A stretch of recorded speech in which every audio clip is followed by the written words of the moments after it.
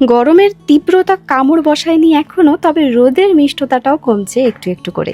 এসো হে বৈশাখ গান দিয়ে বৈশাখ মাসকে বরণ করার ঠিক কিছুদিন আগে প্রকৃতির রঙিন দিকগুলো আরও একবার ঝালিয়ে নেওয়া। রুক্ষতা শুষ্কতা কাটিয়ে একটু একটু করে ছোট বড় সব গাছগুলো হেসে হেসে উঠছে আরও একবার। ফাগুনের মিষ্টি হাওয়ায় চারিদিকে সানাইয়ের আওয়াজে বিয়ে বাড়ির আমেজ। কাজ থেকে ঘরে ফেরা অথবা বাজার গোটানো দুপুর, ধীরে ধীরে হচ্ছে নিঝুম, আর ঠিক তখনই বাঙালির প্রস্তুতি শুরু। দুপুরের ভাত ঘুম, মিহি করে কুচানো পেঁয়াজ, নুন, কাঁচা সর্ষের তেল দিয়ে মসৃণ করে মাখা আলু, সাথে নুন আর লেবু দিয়ে পান্তা ভাত বা জল ঢালা ভাত।